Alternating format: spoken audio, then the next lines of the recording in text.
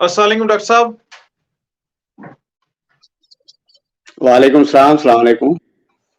Doctor साहब, सबसे पहले तो आपका बहुत-बहुत वेलकम है आज हमारे डेली कश्मीर लाइन्स के इस शुमारे में। आपने अपना वक़्त निकाला, इसके लिए बहुत-बहुत शुक्रिया।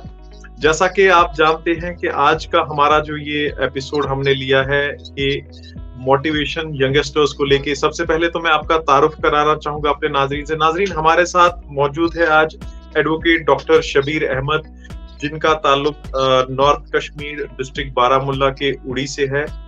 डॉक्टर साहब जो है नौजवानों के लिए एक बहुत बड़े मोटिवेशन है, एक नौजवानों के लिए एक जज्बे का काम करते हैं। डॉक्टर साहब, हम जानेंगे डॉक्टर एडवोकेट शबीर साहब से उनकी लाइफ के बारे में। सबसे पहले मैं ये बताना चाहूंगा कि शबीर साहब ने जो है, इन्होंने करियर अपनी जिंदगी के करियर के कई मुकामात देखे हैं।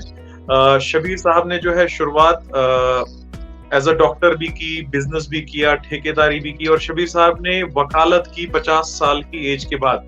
जी हाँ, बिल्कुल आप सही सुन रहे हैं। डॉक्टर शबीर साहब ने जो है 50 प्लस होके जो है वकालत की, और बखूबी अभी प्रैक्टिस करते हैं। इनका अपना चैम्बर है, इनकी अपनी एक फर्म है, बहुत सारे यंग लॉयर्स हैं जो इनके साथ जुड़े हैं, और ये हर किसी को वेलकम करते हैं। हम इनसे मिले भी हैं, हमने काफी इनके बारे में सुना भी है। आज हम इन्हीं से इनके बारे में जानेंगे। मैं ज्यादा न बोलते हुए डॉक्टर साहब को मौका दूंगा कि डॉक्टर साहब आज हमसे बात करें। डॉक्टर साहब, सबसे पहले आप अपना तारुफ कराइए। आपका ताल्लुक कहाँ से है, आपने शुरुआत कहाँ की, और क्या क्या ऑब्स्टिकल्स आई लाइफ में, आपका घरेलू बैकग्राउंड कैसा था, और फिर आगे क्या किया आपने? परवेज साहब, आपका बहुत बहुत शुक्रिया मुझको यहाँ दावत देने के लिए, और अपने ख्यालात आज की जो नौजवान नस्ल है उसके सामने रखने के लिए, और यहाँ का आज का जो समाज है अपनी जो कहानी है तो वो मैं उनके सामने रख सकूं, उसके लिए आपका बहुत बहुत शुक्रिया। परवेज साहब, जैसा कि आप जानते हैं कि मैं तहसील उड़ी के वो जो सबसे बड़ा गांव है नामला, वहां का बाशिंदा हूँ। मेरी पैदाइश भी नामला में ही हुई, और मैं एक गरीब फैमिली से हूँ। मेरे वालिद साहब जो थे, वालिद मोहतरम, जिनकी बदौलत मैं आज यहाँ पहुंचा हूँ, वो एक लेबरर थे, और उन्होंने बड़ी मेहनत करके रिज़्क़े हलाल की कमाई से हम भाइयों को पढ़ाया, और जिसका नतीजा है कि वो तो इस दुनिया फान में नहीं है। अल्लाह ताला उनको जन्नतुल फिरदौस में आला मकाम अता करें कि जिनकी बदौलत आज हम यहाँ हैं। तो मैंने बड़ी स्ट्रगल की है। मैं आपको ये बताते चलूं कि मेरी जो स्कूलिंग है वो गवर्नमेंट हाई स्कूल नामला से हुई, और मेरे वालिदैन जो थे वो बुजुर्ग थे उस वक्त, और उन्होंने मेरी शादी जो है वो 8th क्लास में ही करवा दी थी। मैं आज की नौजवान नस्ल को यह कहना चाहता हूं कि कोई भी चीज अगर इंसान के अंदर लगन हो और कुछ कर देने का, कुछ करने का जज्बा हो, तो कोई भी चीज जो है वो रुकावट नहीं आती है। मेरी शादी 8th में हुई 1984 में, और उसके बाद मैंने तालीम अपनी जारी रखी। गो के घरेलू हालात ऐसे नहीं थे, जैसे आपको पहले ही बताया कि हमारा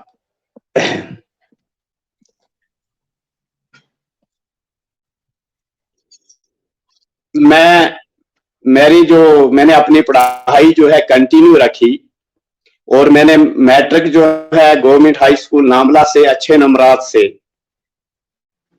पास किया। और उसके बाद मेरी जो 10+2 है मैंने गवर्नमेंट हायर सेकेंडरी स्कूल उड़ी से की, और वहां से भी मैंने 11th और 12th जो है वो इम्तियाजी नंबरात से पास की, दोनों क्लासें। और इनफैक्ट इसके साथ साथ मैं एक स्पोर्ट का भी अच्छा प्लेयर रहा, और मैंने जम्मू कश्मीर को स्कूल नेशनल में स्टेट लेवल पे रिप्रेजेंट किया।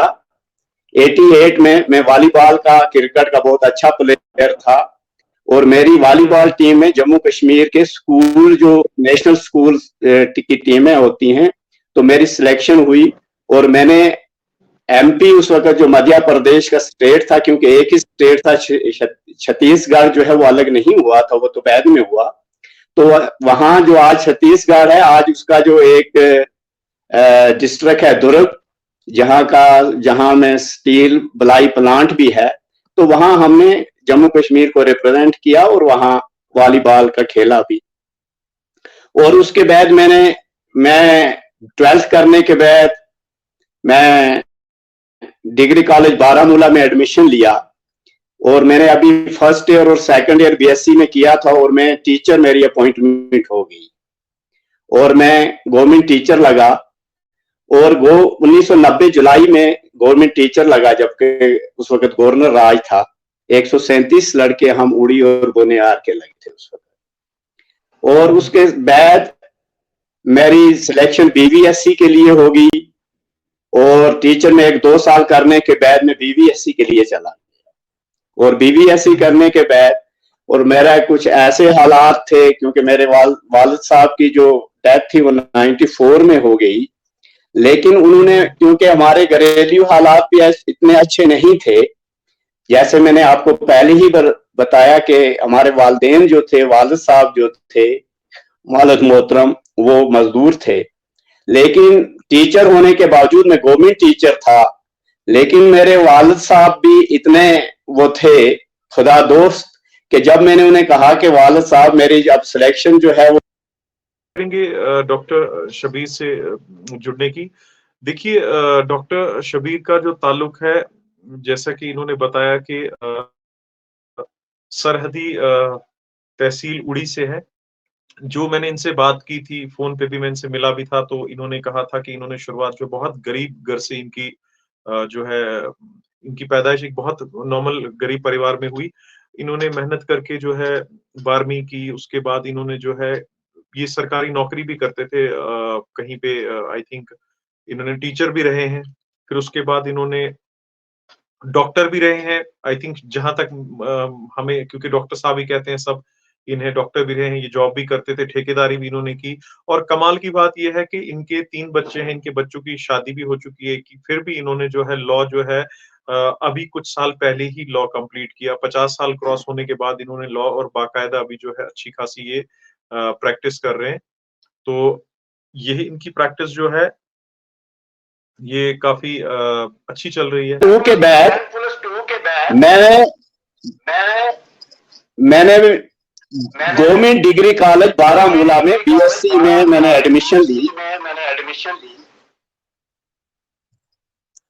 और उसके बाद मेरा अभी बीएससी में सेकंड ईयर था कि मेरी सिलेक्शन जो है एज ए गवर्नमेंट टीचर हो गई। अच्छा। और मेरी उस पहली ड्यूटी जो है वो गवर्नमेंट हाई स्कूल सलामाबाद उड़ी में मैं पोस्टेड हुआ और मैंने कम से कम 2 साल वहां अपने जो फराइज मनसबी थे एज ए टीचर इंजाम दिए। और तो जो भी मेरे स्टूडेंट रहे हैं या मेरे कोलीग रहे हैं वो मुझे अच्छी तरह से जानते हैं, वो बता सकते हैं कि मैं क्या अच्छा टीचर था नहीं था, लेकिन मैंने अपनी तरफ से भी पूरी कोशिश की कि जो मेरे पास है मैं अपने स्टूडेंट्स को ट्रांसफर कर सकूं। तो नौकरी क्यों छोड़ी डॉक्टर साहब, फिर आपने टीचरी छोड़ी क्यों?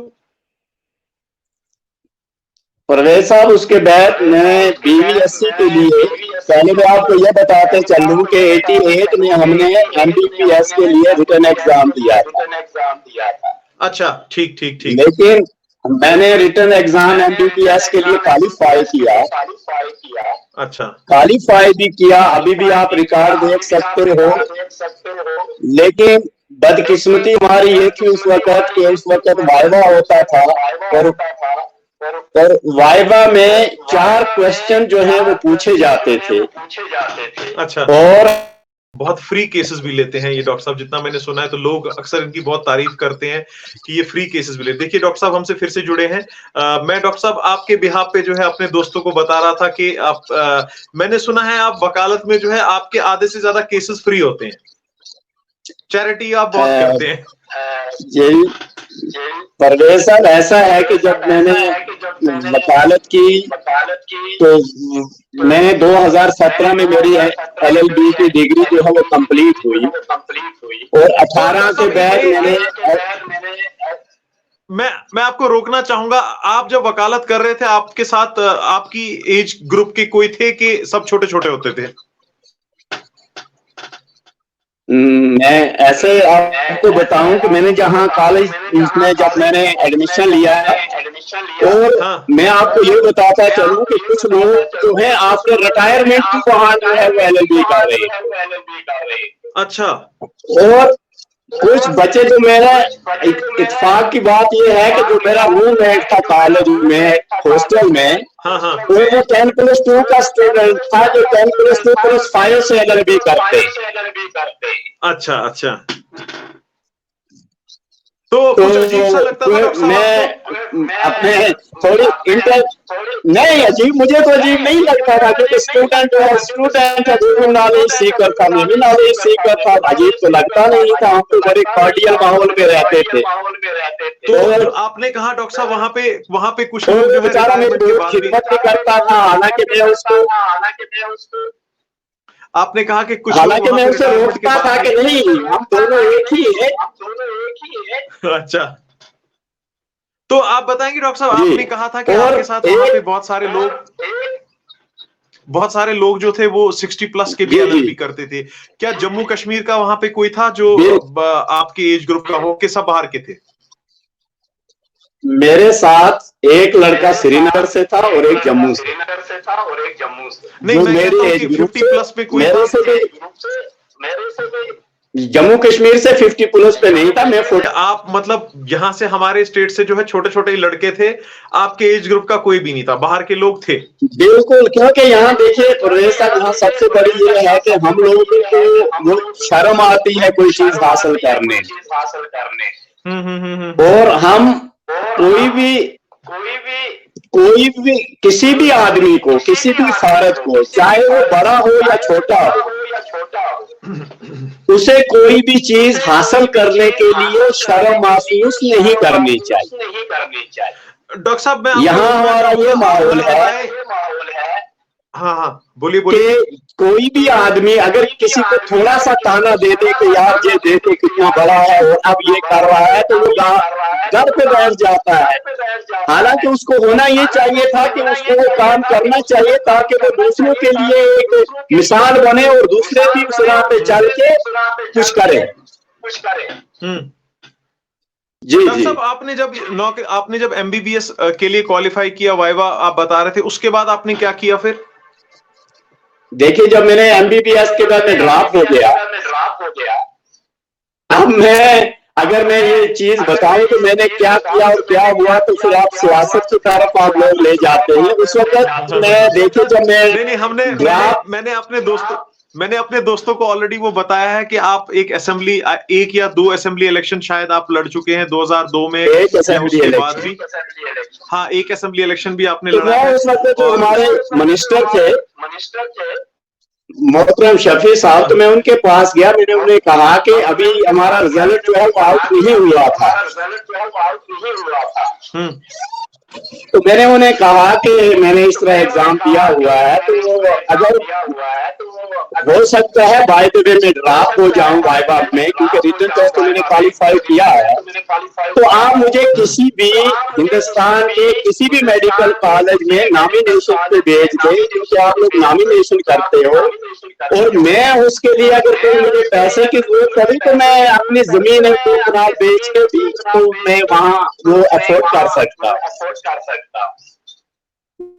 लेकिन मुझे उन्होंने कहा कि नहीं, आप ऐसा करें, आप क्योंकि एग्रीकल्चर मिनिस्टर थे शायद उस वक्त, तो उन्होंने कहा जी हमारे जो एग्रीकल्चर यूनिवर्सिटी है इसमें बीएससी फॉरेस्ट्री एग्रीकल्चर और बीबीएससी का फॉर्म निकलता है, तो आप इसमें ये फॉर्म भरते हैं और आप प्रायोरिटी दे दें, बीएससी फॉरेस्ट्री को फर्स्ट दे देना, बीएससी का एग्रीकल्चर बीबीएससी ऐसे दे देना, तो मैं आपकी जी मदद करूंगा, लेकिन नॉमिनेशन हम कहीं भी नहीं करते हैं।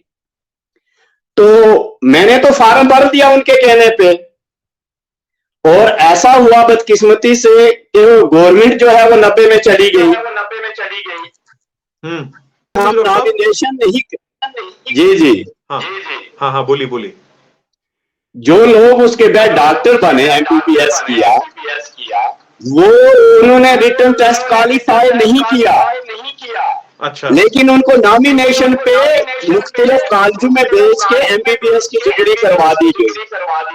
अच्छा। और मैंने जिसने क्वालिफाई किया था, मुझे कहीं भी नॉमिनेशन पे नहीं भेजा। अच्छा डॉक्टर साहब, इसलिए आपको डॉक्टर कहते हैं क्योंकि हमने भी हमेशा आपको डॉक्टर ही बोला है? क्योंकि मैंने उसके बाद बीबीएससी की। अच्छा। बीबीएससी जो है bachelor of veterinary sciences and animal husbandry है, ओके। जिसकी डॉक्टर साहब आपने ठेके वगैरह सब जो है वो एमबीबीएस डॉक्टर।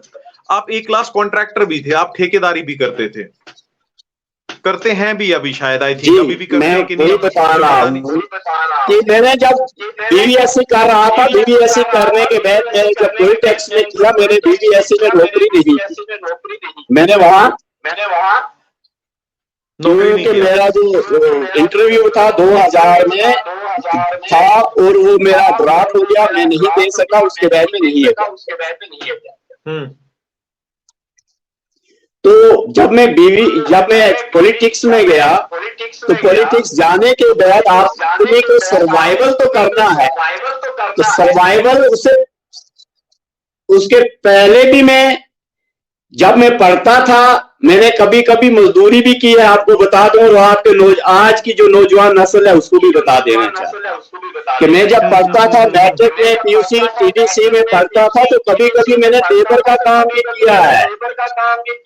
और अच्छा, और ये करने के लिए किसी को भी ये नहीं होने चाहिए तो ये कोई, देखिए कि ये मैं कोई गलत काम कर रहा हूं या इसमें कोई हरकत है।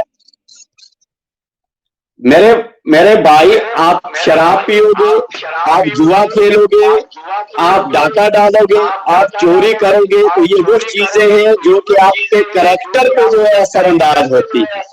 लेकिन अगर आप अपनी मेहनत करके आगे बढ़ते हो तो ये आपके उसमें एक और फर्दर एंड होता है कि जो आप इतनी मेहनत करके समाज में आगे चलता है और नाम कमाता है। ये बहुत बड़ी बात कही है आपने, बहुत बड़ी बात है ये।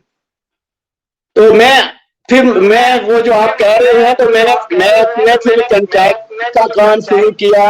मैंने बहुत से रोड जो है बनाए। मैंने एचसीसी में 7 साल मसलसल काम किया। एचसीसी जो सेकंड प्रोजेक्ट है, मैंने एज ए कंट्रैक्टर 7 साल वहां काम किया। और वहां भी मैं आपको एक मजे की बात बताऊं कि मैं वहां जब लेबर लगाते थे हम एज ए सब कंट्रैक्टर, तो वहां हमको मेडिकल टेस्ट, अपनी जितनी भी लेबर एम्प्लॉय करनी थी उनका मेडिकल टेस्ट जो है वो करवाना पड़ता था। उसके बाद जो मेडिकल में पास होता था उसी को एज ए लेबर वहां अपॉइंट किया जाता। लेकिन आपको ये सुनकर बड़ा अचंभा होगा कि एक आदमी को 2 आदमी ऐसे मैंने लोग रखे थे जिनकी एक टांग नहीं थी, लेकिन उनका घर में प्रॉब्लम थी। और मैंने ये समझा कि अगर इनको वहां लगाने से इनका घर चलता है तो मुझको ये थोड़ा सा प्लान भी कर लेना चाहिए। और मैंने उनके मेडिकल टेस्ट जब करवाए तो किसी दूसरे को बिठा के करवाया। तो अच्छा, उनको अपॉइंट एज ए लेबरर किया। और वहाँ हमारा डिवाटरिंग का पंप होता था। जैसे आप पढ़े लिखे हैं, आपको पता है कि डिवाटरिंग के पंप पे बैठ के रहना पड़ता था और बटन ही जो ऑफ ऑन करना पड़ता था। पानी जब जमा हो जाए, ऑन किया बटन, पानी निकल गया और जब खत्म हो गया तो ऑफ कर दिया। तो मैंने उनके कह के रखा, भाई मैंने तो आपको लगवा दिया, लेकिन अब आपकी एक मेहरबानी मुझ पे होगी कि जब चेकिंग के लिए सेफ्टी के लोग आते हैं तो आप अपनी सीट से उठना नहीं, कि जब आप उठोगे तो देखेंगे इनकी तो एक ही एक कहेंगे, भाई तो ये कैसे यहाँ काम करते हैं। तो मैंने इस तरह भी लोगों उनको मैंने सालों साल वहां लगा के रखा और मैंने मदद की लोगों की तरह। तो वहां भी जो मेरे नसीब में पैसा था, मेरी अच्छी तरह अच्छा कमाया, और उस एरिया के लोगों के को भी जितनी मुझसे मैंने मदद कर सकता था वो भी मेरे वहां। तो डॉक्टर साहब, आपका इतना तजुर्बा है काम को लेके, जिंदगी को लेके, आप आजकल के जो नौजवान हैं, जब आपने पढ़ाई की थी 10th 12th में, तब की फैसिलिटीज, तब का सब और आज कितना फर्क है? परवेज साहब, हमारा जब मैं मैट्रिक में पढ़ता था, जिस तरह गवर्नमेंट ने आज जो है वो सेशन नवंबर से अक्टूबर, नवंबर से मार्च में कर दिया, तो उस वक्त भी 96 में गवर्नमेंट ने एक फैसला लिया कि हम जो एग्जाम्स है वो नवंबर तक में नहीं लेंगे, हम मार्च में लेंगे, और हमारा सेशन जो है वो मार्च में कर दिया था। और हमने जो एग्जाम थे वो मार्च में दिए। और मैं आपको ये बताता चलूं कि कोई ट्रांसपोर्ट फैसिलिटी नहीं होती थी। हम शम्मा की रोशनी में पढ़ते थे। एक लैंप घर में होता था,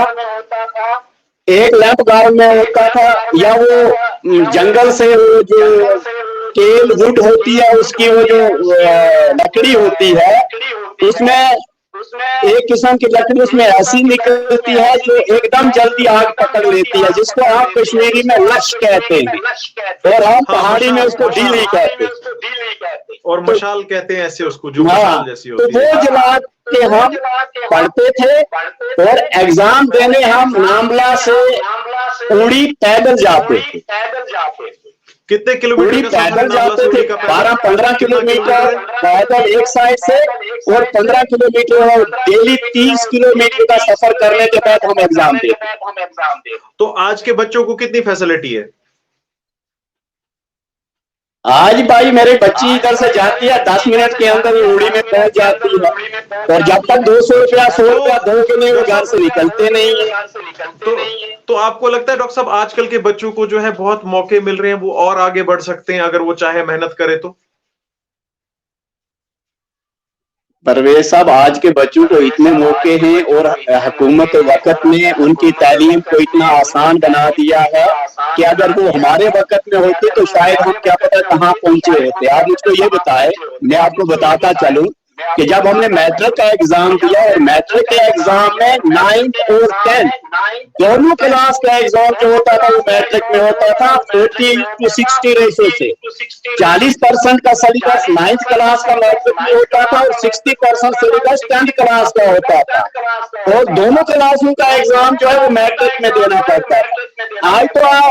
आज तो गवर्नमेंट ने यूनिटाइजेशन कर दी है। आपको जी 2 यूनिट तक आपको 20 मार्क्स है, 3 से 4 यूनिट तक आपको 15 मार्क्स है, 5 से 8 यूनिट तक आपको 30 मार्क्स है। आज तो मामला ही नहीं है, और आज के बच्चे इतना करने के बावजूद भी नहीं पढ़ते, और हर फैसिलिटी अवेलेबल है। आप गूगल सर्च करो, आप यूट्यूब पे जाओ, हमारे वक्त में क्या था?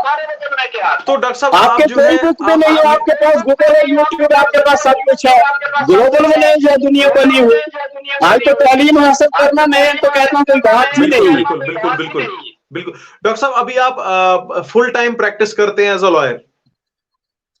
जनाब, मेरा 6वां साल है, मैं फुल टाइम प्रैक्टिस कर रहा हूँ, और मेरे अंदर 2 जूनियर्स भी हैं इस वक्त माशाअल्लाह जो काम कर रहे हैं, और हम इनकरेज कर रहे हैं। और आपको दूसरी बात बताता चलूं तो जब मैंने LLB किया, मैंने आने के बाद कम से कम 3 लॉयर्स को और LLB करवाया, जो कि बैठे हुए थे।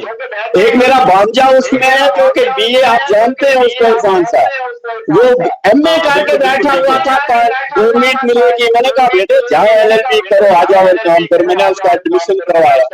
एक और मेरा लायर है जो कि इसमें प्रैक्टिस कर रहा है 2 साल से, मैंने उसको एलएलबी करवाया, वो प्रैक्टिस कर रहा है। तो मैं तो हमेशा इस कोशिश में हूँ कि कोई भी आदमी जो पढ़ना चाहता है, हमसे जितनी मदद हो यहाँ हम फैसिलिटेट कर सकते हैं, हम करने के लिए तैयार है। अगर कहीं फाइनेंशियल हेल्प की जरूरत है वो भी हम करवाने के लिए तैयार है। लेकिन प्रोवाइडेड के हमारे नौजवान जो है वो इन जो दूसरे कामों में पड़े हुए हैं, मोबाइल फोन पे 24/7 रात के 2 बजे तक बैठना, उससे बेहतर है आपके पास एवेन्यू है, आप अच्छा कर सकते हैं, आप सोसाइटी को कुछ दे सकते हैं, आप अपने घर वालों को कुछ दे सकते हैं।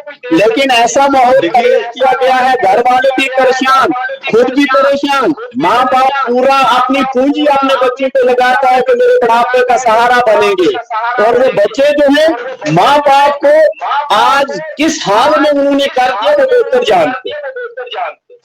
ये मैं अपने दोस्तों से या जो भाई हमारे देख रहे हैं, देखिए डॉक्टर शबीर साहब ने कहा है कि अगर किसी को फाइनेंशियल कोई असिस्टेंस भी चाहिए, जो आगे बढ़ना चाहता हो, लॉ करना चाहते हो, तो वो ये आपकी हेल्प भी करेंगे। ऑलरेडी इनके पास जो है इन्होंने कुछ लोगों को फुल टाइम लॉयर भी बनाया है। तो डॉक्टर साहब आप नौजवानों को क्या एक आपकी तरफ से एक नसीहत, एक निचोड़ क्या होगा आपके इतने साल के तजुर्बे का, करियर के हर मुकाम को आपने देखा है, आप क्या एक सलाह देंगे नौजवानों को पढ़ाई से रिलेटेड या करियर से रिलेटेड? आपकी तरफ से एक शॉर्ट नोट क्या होगा? देखिए परवेज साहब, मैं आपको ये बताऊं, और आज के नौजवान बच्चियां हमारी हैं, हमारे बच्चे हैं, मेरी उनसे मोडबाना गुजारिश है कि देखिए बच्चों, आपके वालिदैन अपना सारा कुछ लगा के आपको पालते हैं, बड़ा करते हैं, बेहतर से बेहतर तालीम आपको देने की कोशिश करते हैं, जितना उनसे मुमकिन हो सकता है वो आपको बेस्ट प्रोवाइड करते हैं। कोई भी माँ बाप अपने बच्चे को ये नहीं चाहेगा कि मैं इसे कुछ ना दूं, क्योंकि एक ही वालिद होता है या वालिदा होती है जो ये चाहती है कि मेरा बच्चा मुझसे बढ़े।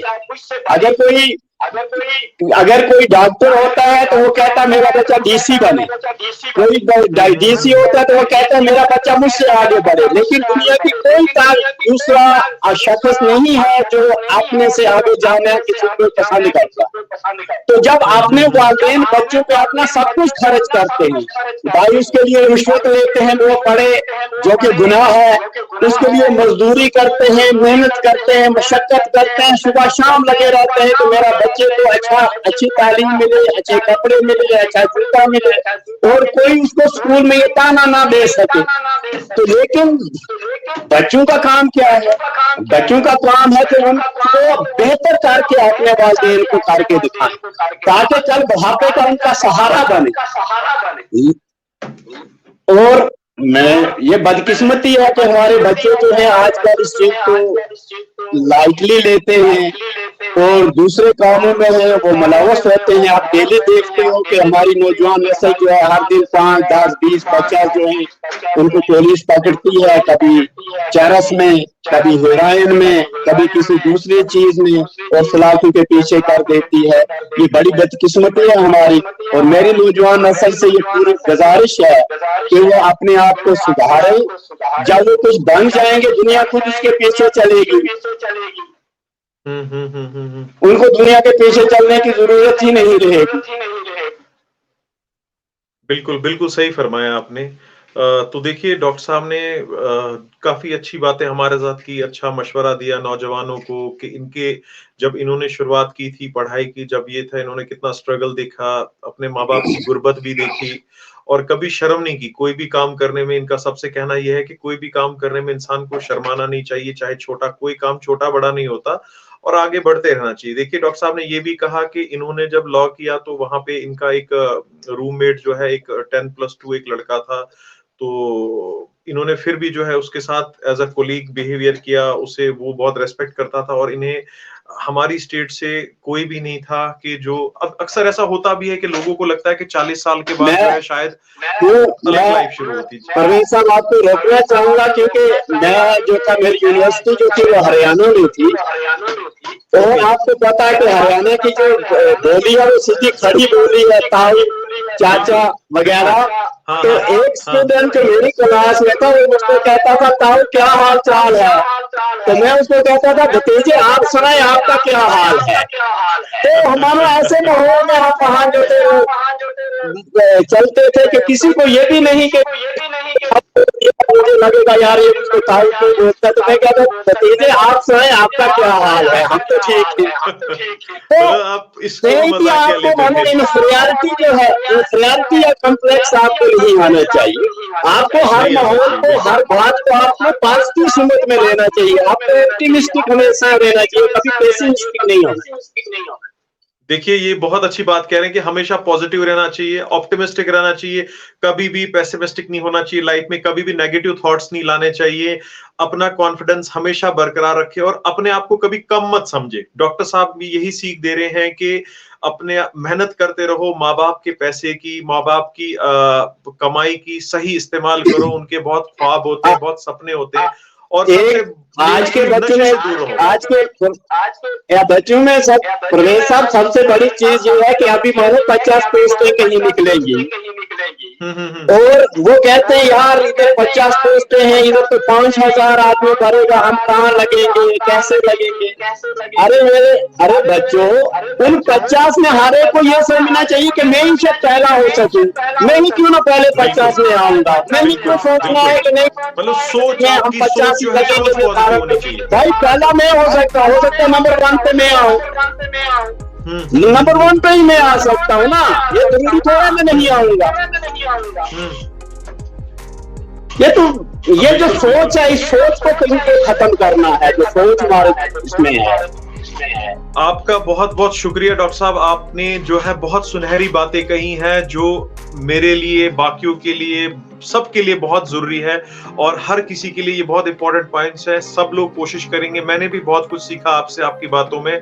आपने बहुत अच्छी राय दी, आपने अपने करियर के बारे में, अपनी लाइफ के बारे में बताया। इंशाल्लाह कभी हो सकेगा तो हम जो है रूबरू भी आपके साथ एक गुफ्तगू करेंगे और क्योंकि वक्त बहुत कम है, ऑलरेडी थोड़ा वीडियो भी हमारा लंबा हो चुका है, तो बहुत हमने कोशिश की करने को, तो बहुत सारी बातें थी, लेकिन क्या है कि आजकल वक्त का भी ख्याल रखना पड़ता है। तो आपने जो अपना कीमती वक्त दिया उसके लिए बहुत बहुत शुक्रिया, आपकी प्यारी बातों के लिए। आपका भी प्रवेश साहब बहुत बहुत शुक्रिया मुझे यहाँ इनवाइट करने के लिए और अपना कीमती वक्त देने के लिए, आपका बहुत बहुत thank you so much. Thank you doctor साहब, खुदा हाफिज, शुक्रिया। थैंक दोस्तों तो ये थे हमारे साथ एडवोकेट डॉक्टर शबीर अहमद साहब, जिनका ताल्लुक डिस्ट्रिक्ट बारामुल्ला के सरहदी इलाके उड़ी से है। इन्होंने अपनी लाइफ की जर्नी बताई कि इन्होंने देखिए 50 साल के बाद भी इन्होंने लॉ किया और एक सक्सेसफुल लॉयर है कि करियर कभी भी शुरू कर सकते हो आप भाइयों, आप कभी भी कोई भी करियर शुरू कर सकते हो। इनके बच्चे हैं, बच्चे शादीशुदा हैं, फिर भी इन्होंने जिंदगी में स्ट्रगल बहुत की। कोई छोटे घर से आता है, बड़े घर से आता है, फर्क ही नहीं पड़ता। फर्क यह है कि आप करना क्या चाहते हो, आपके अंदर जज्बा क्या है। पॉजिटिव सोचिए, अच्छा खाइए, अपनी सेहत का ख्याल रखिए। खुदा हाफिज।